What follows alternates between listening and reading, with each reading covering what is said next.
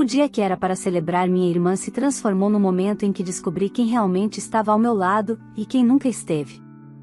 Diante de 43 convidados, fui exposta, humilhada e tratada como se eu fosse um erro dentro da própria família. Meus pais concordaram, minha irmã liderou o ataque, e todos riram. Eles acreditavam que eu era fraca, que eu não tinha valor, que eu era pobre demais para estar ali. Só esqueceram de um detalhe: nunca souberam quem eu sou de verdade. A festa que deveria me destruir acabou marcando o início da virada da minha vida. E quando eles descobriram o presente que eu levei para minha irmã naquele dia, foi tarde demais para tentar voltar atrás. Se você quer entender como o jogo virou e como a verdade colocou cada um no seu lugar, fica comigo até o final dessa história. Olá, seja bem-vindo ao canal Histórias Surpreendentes. Curta e se inscreva nesse canal, aproveite e ative as notificações. Comente aqui de qual cidade você está assistindo, vou adorar saber e deixar um coração no seu comentário. Eu nunca fui o tipo de pessoa que esperava reconhecimento da minha família. Depois de tantos anos sendo tratada como um acessório dispensável, aprendi a construir minha vida com o silêncio, com a força que só quem cresceu sendo comparada entende. Ainda assim, nada me preparou para o que aconteceria no aniversário de 25 anos da minha irmã, Isabela, a filha perfeita, a joia dos meus pais, a herdeira emocional de tudo que nunca foi meu. A festa foi realizada em um buffet de luxo em São Paulo, com decoração digna de gala e lista de convidados tão meticulosamente escolhida que parecia saída de um editorial de revista. Eu não estava acostumada àquele ambiente, mas achei que, pelo menos naquele dia, conseguiríamos ser uma família funcional.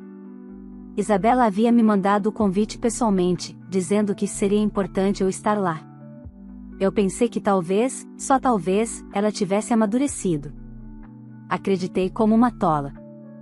Quando cheguei, percebi os olhos analisando meu vestido simples, minhas sandálias confortáveis, meu cabelo preso em um coque rápido, feito dentro do carro. Mas eu não me sentia menor. Eu tinha meu trabalho, meu apartamento, minha estabilidade. Não precisava provar nada a ninguém ali. Pelo menos era isso que eu repetia a mim mesma. Havia exatamente 43 convidados. Eu contei.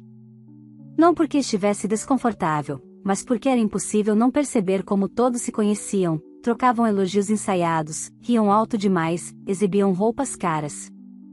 Eu era a peça desalinhada no retrato perfeito. Mesmo assim, respirei fundo, comprei um presente que representava um sonho e sorri quando minha irmã subiu ao palco improvisado para agradecer a todos pela presença. Foi quando tudo desmoronou. Gente, antes de abrir os presentes, eu queria agradecer a minha família, ou parte dela, Isabela disse, enquanto pegava o microfone com um brilho venenoso nos olhos. Todos riram, sem saber do que viria em seguida. Algumas pessoas insistem em aparecer onde não pertencem. Mas fazer o quê, né? Sempre tem alguém que tenta participar de uma festa que não é do seu nível. O salão explodiu em risos. Eu fiquei parada, confusa, acreditando que ela estava apenas fazendo uma piada de mau gosto. Mas então ela virou para mim e apontou, sem o menor pudor. Larissa, você é pobre demais para essa festa. Isso aqui não é para você. Não combina com você. Você não tem jeito para esse tipo de evento. Então, por favor, vá embora. O silêncio durou menos de um segundo. Logo vieram as gargalhadas. Gente que nunca me viu na vida rindo da minha humilhação. Eu procurei meus pais com os olhos, implorando por uma reação, um gesto, qualquer coisa. Minha mãe abaixou a cabeça.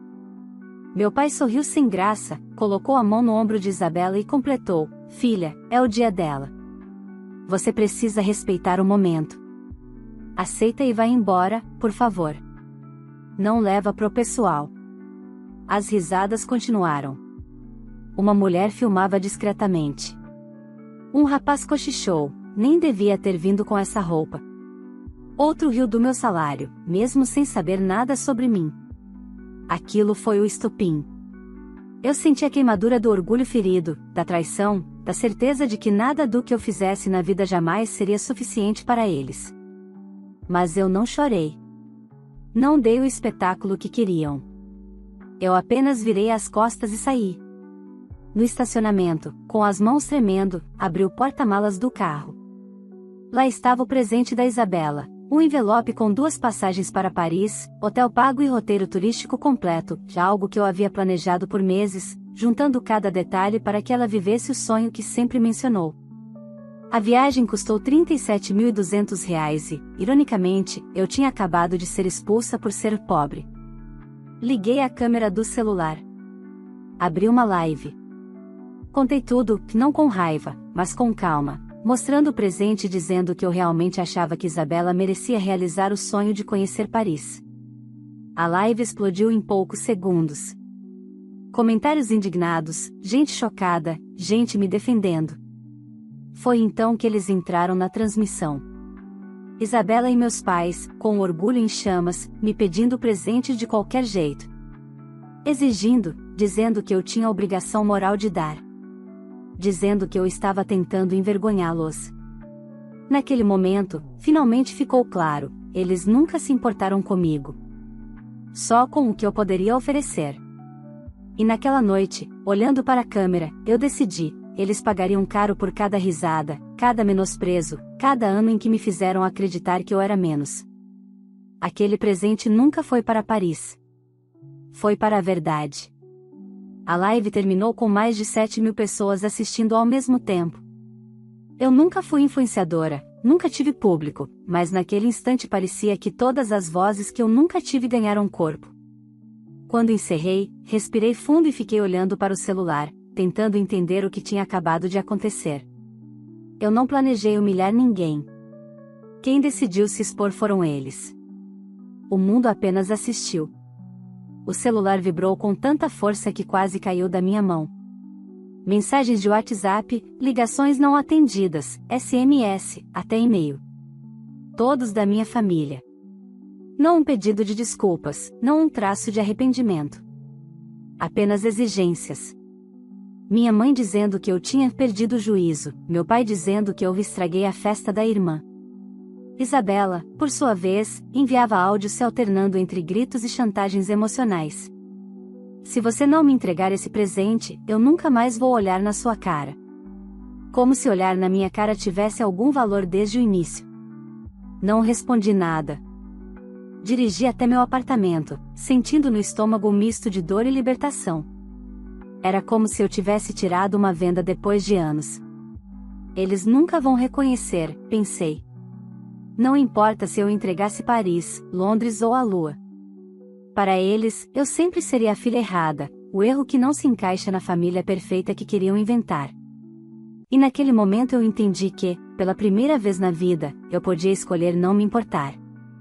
Tomei um banho demorado, coloquei meu pijama mais confortável e sentei no sofá, pronta para desligar o mundo. Mas o mundo não estava pronto para me desligar. As redes estavam em ebulição. A live estava sendo compartilhada em páginas grandes, perfis de fofoca e perfis de defesa ao abuso familiar. Os comentários variavam entre indignação, apoio e gente que dizia ter passado pela mesma dor. Foi então que minha chefe, Marina, me ligou. Eu esperava que ela quisesse conversar sobre exposição, imagem da empresa, ou algo assim. Mas não. Larissa, eu vi sua live. Eu chorei assistindo. Você não precisa explicar nada. Amanhã você não vem trabalhar, tá? Fica em casa, respira. E qualquer coisa que você precisar, eu tô aqui. Desliguei tentando conter o choro. Nunca precisei da compaixão da minha família. Mas, naquela madrugada, percebi o valor de quem escolhe ficar. No dia seguinte, acordei com o interfone tocando. No visor, o rosto do meu pai. Não precisei abrir para saber o que ele queria. Ignorei. Alguns minutos depois, buzinas na rua. Desci a persiana só o suficiente para ver Isabela chorando dentro do carro e minha mãe batendo palmas como se eu fosse obrigada a atendê-los. Não atendi. Não apareci. Não respondi. Depois de 20 minutos, foram embora. Mas aí veio o golpe que eu esperava, e já havia me preparado para enfrentar. Horas depois, recebi uma notificação judicial. Meus pais e Isabela entraram com uma medida para tentar me obrigar a cumprir o presente anunciado publicamente. Em outras palavras, queriam tomar a viagem para Paris à força. Era quase cômico. A humilhação existia, a crueldade existia, mas no papel eles queriam parecer vítimas. Sempre foram assim, causavam fogo e depois choravam pedindo água. Liguei para o escritório do condomínio e pedi para que deixassem registrado que nenhum membro da minha família poderia subir ou ser autorizado a entrar sem minha permissão. Não demorou muito para Isabela tentar passar na portaria dizendo que tinha o direito de falar comigo. Saiu de lá sendo filmada por curiosos. A repercussão nas redes continuava crescendo, e eu sabia que precisaria tomar uma decisão. Não queria virar um espetáculo. Não queria alimentar ódio público. A vida inteira restrita emocionalmente, e agora, de repente, exposta para o país inteiro. Mas havia uma coisa que eu já sabia: eu nunca mais iria implorar por amor. No fim da noite, sentei no computador e escrevi um texto simples: eu não devo nada para quem nunca me ofereceu amor. Silêncio também é resposta. E a partir de hoje, a minha vida não será mais construída ao redor de quem me diminuía. Postei e desliguei o celular. Mas, quando a gente decide se libertar, quem sempre se beneficiou da nossa submissão entra em desespero. E eles estavam prestes a mostrar do que eram capazes. Porque a história estava longe, muito longe, de terminar naquele aniversário. Nos dias seguintes, descobri rapidamente que quando alguém passa a vida alimentando um ego frágil à base de aparência e validação externa, basta cortar o suprimento para que o desespero se revele. Meus pais e Isabela não queriam o meu amor, nunca quiseram. Eles queriam o presente, a imagem, a conveniência. E quando perceberam que eu não seria mais útil, passaram a agir como inimigos, e não como família. A primeira tentativa foi pública. Uma nota divulgada no Instagram da minha irmã, escrita como se fosse de uma vítima injustiçada: minha própria irmã tentou usar meu aniversário para se promover. Ela expôs nossa família e criou um caos desnecessário. Nós só queremos paz. A publicação veio acompanhada de fotos da festa, com ela sorrindo radiante, como se nada tivesse acontecido. Nos comentários, fãs do estilo de vida dela a defendiam, sem ter ideia do que realmente estava por trás. Só que dessa vez, eu não estava sozinha. Pessoas que viram a live começaram a responder. Prints surgiram.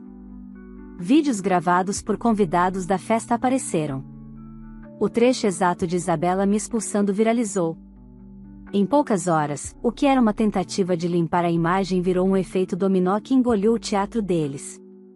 A verdade, quando finalmente encontra espaço, se espalha com fome. Mas família narcisista não recua. Ela dá o próximo passo. Na manhã de quarta-feira, recebi uma mensagem no grupo da empresa onde trabalho. Me chamaram urgentemente para o setor de RH. Fui até lá com o estômago embrulhado, pronta para ouvir algum pedido de afastamento. Mas quem estava sentada na sala não era minha chefe Marina. Era a diretora da empresa, Renata, e ao lado dela, uma tela exibindo algo que eu nunca tinha esperado. Meus pais e minha irmã haviam enviado um e-mail para a diretoria relatando que eu era instável, que estava atacando a família nas redes sociais, e que não era uma pessoa emocionalmente adequada para representar a empresa. Em resumo, eles tentaram fazer com a minha carreira exatamente o que sempre fizeram com a minha autoestima: destruir para controlar. O que eles não contavam era que Renata já tinha assistido a live, e que Marina, minha chefe, era uma fortaleza ao meu lado. Larissa, fique tranquila, Renata disse, antes mesmo que eu respirasse. O que sua família fez é grave, e já encaminhamos tudo ao jurídico. Não vamos permitir que usem seu trabalho para te atacar. Por um segundo, senti minhas pernas fraquejarem. De alívio. Pela primeira vez em anos, alguém me defendia sem pedir nada em troca. Quando saí do RH, encontrei Marina encostada na porta com 2 cafés na mão. Entregou um para mim. Eu avisei que estava aqui, não avisei? Sorrisos silenciosos dizem mais do que palavras. Mas se tem algo que aprendi é que pessoas que dependem de hierarquia emocional não suportam perder controle. Assim que perceberam que a empresa não cederia, meus pais deram o passo seguinte, e mais baixo.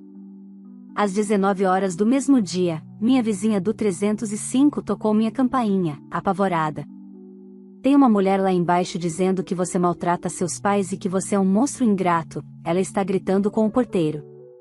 Desci. Sim, claro que era minha mãe, com lágrimas prontas para ativar o teatro. Ela gritava, chamava minha atenção, dizia que eu havia destruído a reputação da família, que não tinha ética e que estava escolhendo o dinheiro ao invés do amor. O porteiro tentava mantê-la fora. Ela insistia, eu exijo que você venha conversar comigo como filha. E eu, pela primeira vez, respondi sem hesitar, eu não devo nada a você. Vocês me expulsaram da festa, do coração e da família. Agora, aceitem as consequências. Ela tentou vir para cima de mim, mas os seguranças do prédio a impediram. Quando ela percebeu que a cena estava sendo filmada por vizinhos, saiu correndo, morrendo de vergonha. Mas aquela noite não acabou ali. Às 23 horas, recebi a ligação que confirmou tudo, eles não estavam arrependidos. Estavam em pânico. Larissa, meu pai disse, com a voz tensa, nós precisamos conversar. Isso já passou dos limites. Você precisa deletar aquela live e fazer uma publicação dizendo que interpretaram errado. Ah? Então era isso. Não era amor. Nunca foi. Eu respirei fundo.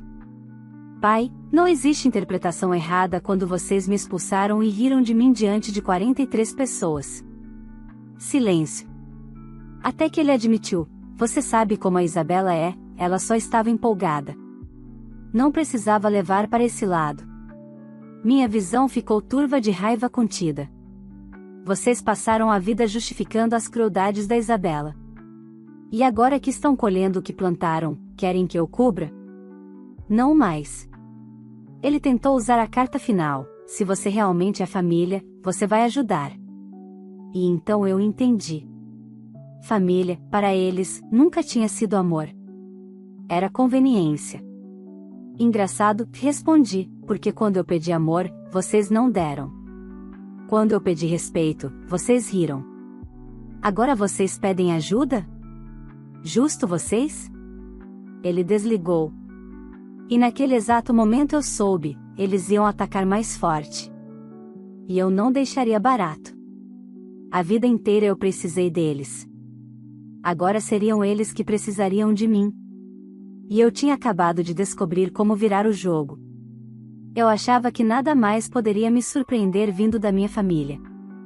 Mas estava enganada. Quando se tira o poder emocional de pessoas acostumadas a controlar tudo e todos, elas recorrem ao único território que ainda lhes resta, a reputação social. E meus pais estavam dispostos a queimar qualquer ponte para me fazer ceder. Na manhã de sexta, acordei com um e-mail da escola onde trabalho como coordenadora de projetos culturais. Não era uma cobrança, nem uma reclamação. Era um aviso, alguns responsáveis e professores receberam mensagens questionando sua conduta familiar. Vamos conversar pessoalmente, sem pressa. Meu sangue gelou. Meus pais tinham decidido afetar justamente o que mais tenho orgulho, o meu trabalho com adolescentes de baixa renda, ajudando-os a enxergar o próprio valor. Aquilo não era apenas ataque. Era crueldade calculada. Respirei fundo, me arrumei e fui até a escola. No corredor, percebi olhares curiosos. Mas ninguém me tratou com desrespeito. Quando entrei na sala da direção, encontrei a coordenadora pedagógica e a diretora, duas mulheres que sempre me admiraram profissionalmente. A diretora bateu a porta e sentou-se, séria. Recebemos várias mensagens anônimas dizendo que você é instável, ingrata, agressiva com a família, e que não tem preparo emocional para lidar com jovens. Ao ouvir aquilo, senti a garganta fechar. A diretora continuou, assistimos à sua live. Vimos o vídeo da festa. Vimos sua mãe no seu prédio. Sabemos exatamente o que está acontecendo. Foi como tirar um peso da alma. Larissa, a coordenadora disse com firmeza, não se preocupe. Não vamos permitir que sua família destrua sua carreira. Mas precisamos avisar, eles não vão parar por aqui. E elas tinham razão. Quando saí da escola, havia 3 jornalistas na calçada. Câmeras. Microfones. Perguntaram sobre a live, sobre a festa, sobre a viagem para Paris, sobre a ação judicial. Alguém tinha vendido a história. Alguém muito próximo. E só existiam 3 suspeitos.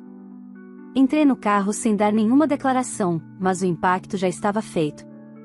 Ao chegar em casa, encontrei a caixa de correio entupida com cartas anônimas, recortes de revista, insultos, pichações impressas com frases como destruidora de família e rancorosa. E dentro de uma delas, apenas uma frase escrita à mão: você só é alguém porque nós deixamos. Meu coração congelou. Aquilo não era apenas manipulação emocional. Era ameaça. Era aviso. Meus pais não queriam apenas o presente. Queriam controlar quem eu era. Sentei no sofá, em silêncio. Respirei fundo. E pela primeira vez não chorei. Eu sabia exatamente o que meu antigo eu teria feito: se encolhido, pedido desculpas, implorado por paz. Mas eu não era mais a filha que rastejava pelo afeto da família. Eles não perceberam que a partir da live eu deixei de buscar amor e passei a exigir respeito. Eu precisava de ajuda profissional para saber o que fazer e liguei para Gabriel, um advogado e amigo que conheço desde a faculdade. Contei tudo. Ele ficou em silêncio por alguns segundos e depois disse: Larissa, isso não é apenas conflito familiar. Isso é assédio moral, perseguição, tentativa de difamação e perturbação do seu sossego. Você tem prova de tudo. Dá para virar o jogo legalmente de forma impecável. Ele pediu capturas de tela, vídeos, links, documentos. Pediu tudo. Passei horas reunindo material. E quando terminei, percebi uma coisa que me tirou o ar: a vida inteira, eu tive medo de enfrentar minha família, mas agora, finalmente, eu tinha ferramentas para isso. No dia seguinte, Gabriel protocolou uma medida protetiva de urgência contra meus pais e Isabela. E não apenas isso, entrou com um processo por danos morais, difamação, e por uso abusivo da minha imagem e do meu nome com intenção de destruição psicológica. Eu estava preparada para um novo ataque. Mas o que veio foi muito pior, e muito melhor ao mesmo tempo. À noite, recebi uma mensagem inesperada.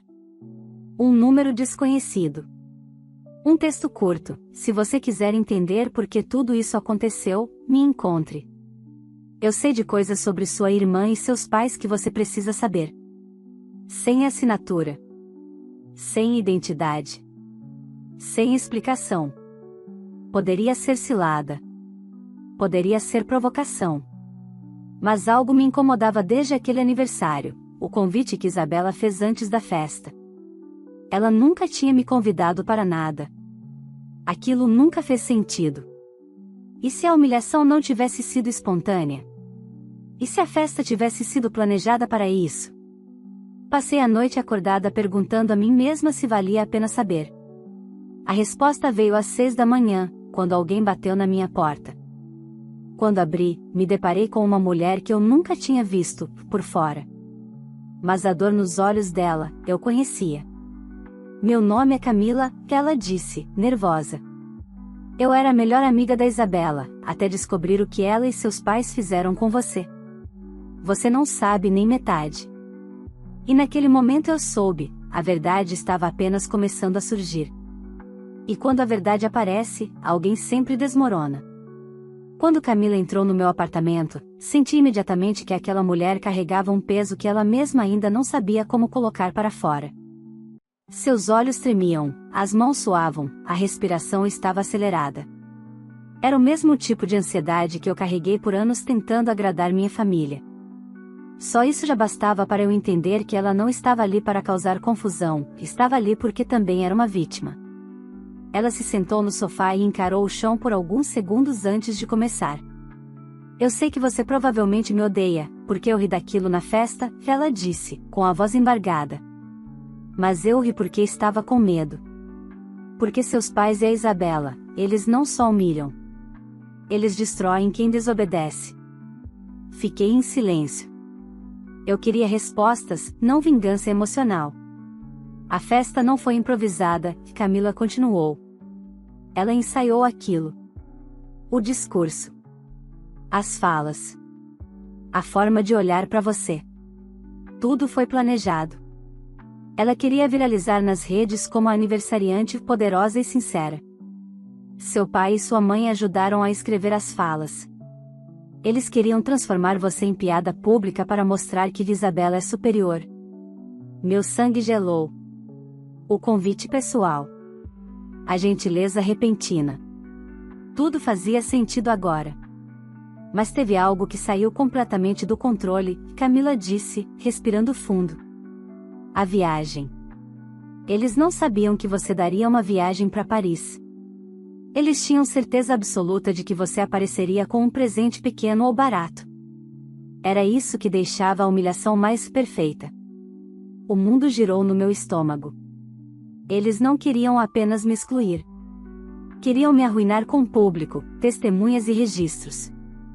E eu, inocente, tinha preparado o presente mais caro e mais simbólico da minha vida, exatamente para a pessoa que mais queria me ver destruída. Quando você saiu da festa, Camila continuou, seu pai ficou com medo. Estavam certos de que você estava se escondendo de vergonha. Mas quando a live começou, ele percebeu que você tinha virado o jogo. Ali, naquele instante, eles entraram em pânico. Ouvir a confirmação da boca de outra pessoa mexeu comigo de uma forma estranha, não era mais dor. Era clareza. Eles passaram anos usando você como bode expiatório, Camila continuou. Quando Isabela falhava em alguma coisa, diziam que era culpa da sua energia ruim. Quando seus pais brigavam, diziam que era estresse por causa de você. Eles precisavam que você fosse inferior para que a família deles parecesse perfeita. Eu respirei fundo. Aquilo eu sempre senti, mas nunca tinha ouvido em voz alta. E tem mais, ela disse, trêmula. Isabela sempre teve inveja de você. Eu ri de nervoso. Era absurdo. Isabela tinha tudo que eu nunca tive, a atenção dos meus pais, o reconhecimento da família, beleza estereotipada, dinheiro e popularidade. Você não entende, Camila insistiu. Você tem algo que ela nunca conseguiu ter. Você é estável. Você é uma mulher que se construiu sozinha. Ela viveu a vida inteira se esforçando para parecer melhor do que é. Você não precisou disso. Silêncio. Um silêncio pesado. Lá dentro, Camila completou, ela sempre se sentiu menor do que você. Era irônico. Todos os anos em que vivi tentando ser vista, a verdade era que eu já era ameaça antes mesmo de saber disso. Mas Camila ainda não tinha terminado. Eles estão desesperados porque descobriram que você entrou com o processo. A advogada da sua irmã é minha tia.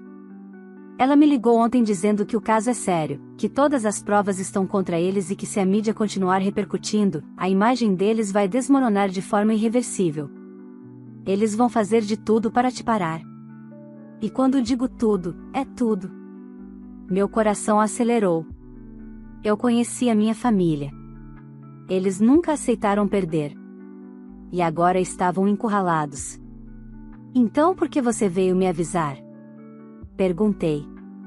Camila respirou profundamente antes de responder, porque eu passei anos sendo amiga da sua irmã para não ser o alvo.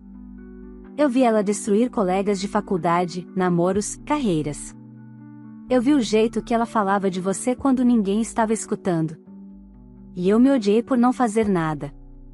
Mas ontem, quando eu assisti sua live pela 10ª vez, eu percebi uma coisa: ninguém tinha o direito de te tratar como eles te trataram.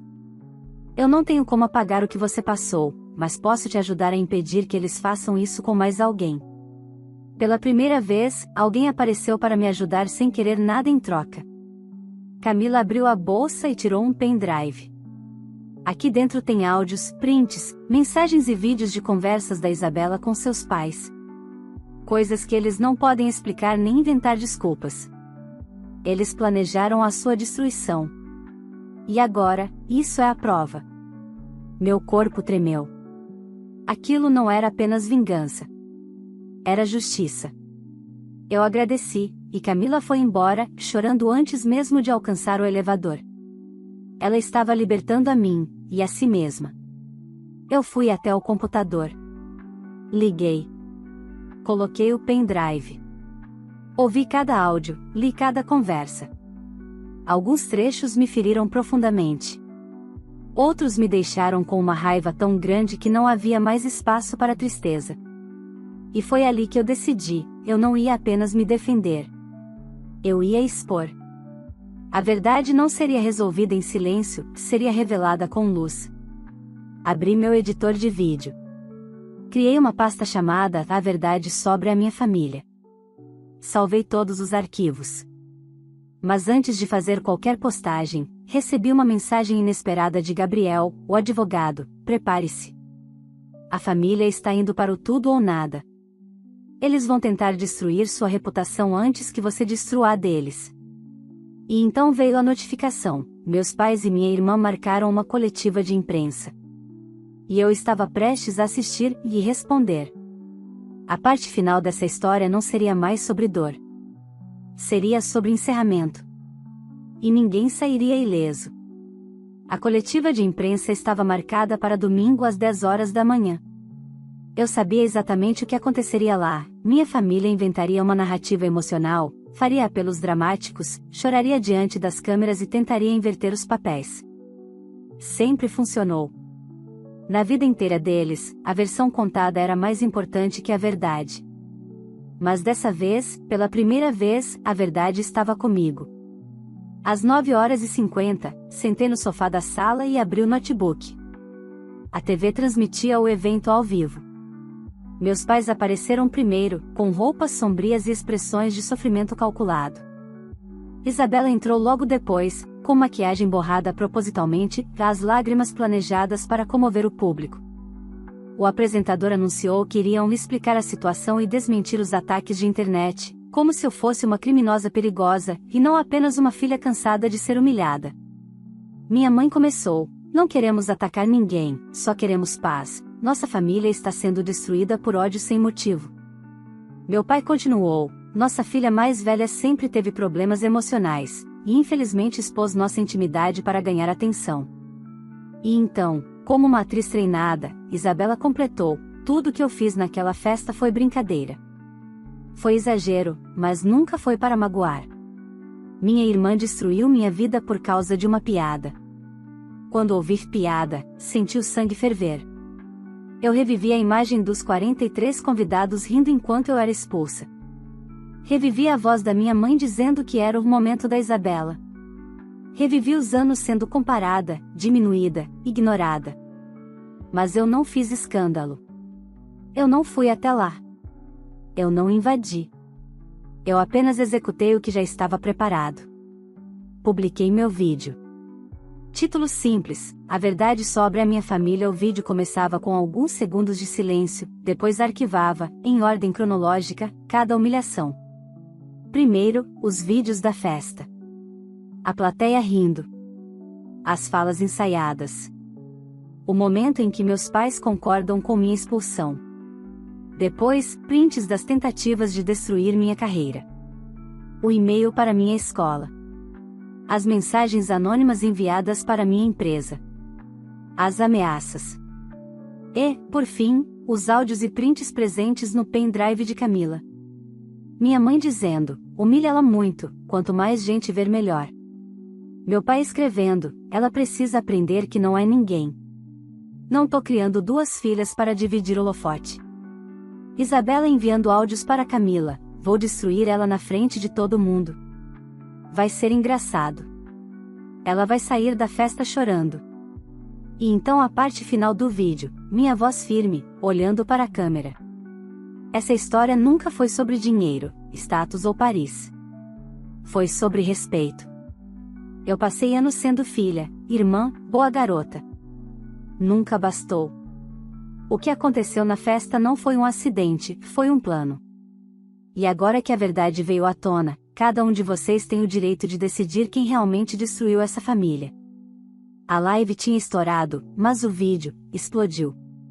Enquanto a coletiva acontecia, as notificações começaram a surgir na tela da TV, comentários, reportagens emergindo, hashtag subindo. Jornalistas receberam o vídeo antes mesmo da coletiva terminar. Telões mostravam os prints enquanto meus pais ainda tentavam sustentar a versão falsa. Tudo desmoronou ali. As perguntas dos repórteres mudaram de tom imediatamente. Vocês podem explicar os áudios? Vocês realmente incitaram a humilhação da sua filha? Como justificam o e-mail enviado à empresa dela? Porque a festa foi planejada para ridicularizá-la. Os três travaram.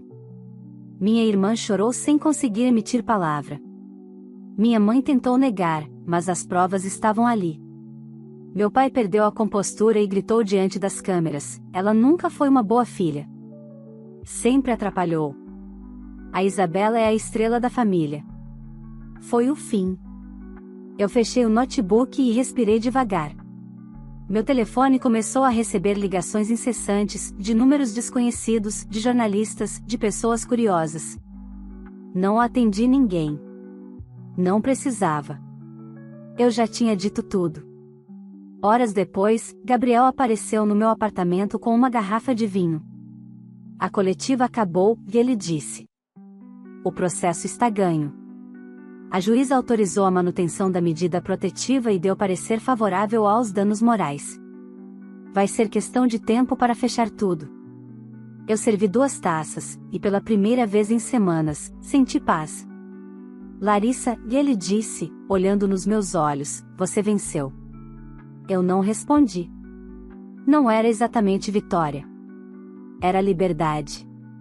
3 meses depois, o processo terminou. Meus pais e minha irmã foram condenados a pagar uma indenização alta, dinheiro que eu sequer queria. O juiz citou, na sentença, abuso emocional continuado e campanha sistemática de difamação. Eles perderam a credibilidade social que tanto adoravam.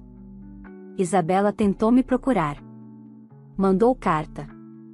E-mail. Mensagem. Nada agressivo, apenas arrependimento desesperado, real ou conveniente, não sei. Eu não respondi. Minha mãe também tentou.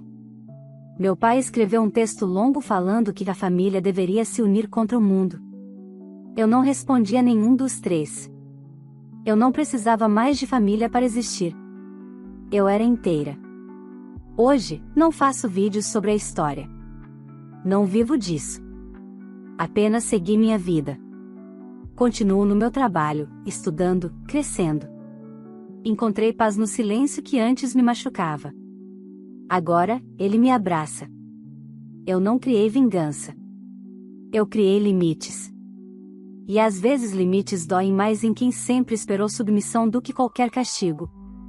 Minha família ainda existe, mas sem mim. Eles nunca mais serão parte da minha vida. Nem como apoio, nem como lembrança bonita, nem como ausência sentida. Eu não precisei perdoá-los para seguir em frente. Eu só precisei me soltar.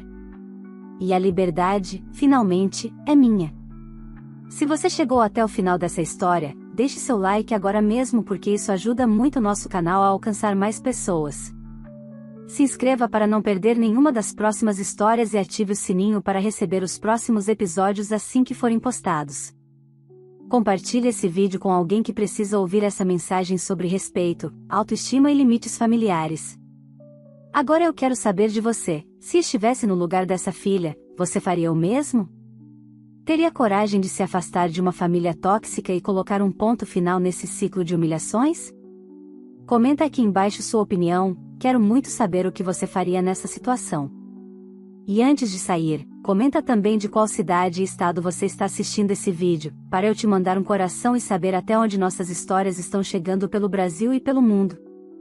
O seu comentário é muito importante, eu sempre leio todos. Obrigado por acompanhar e até a próxima história.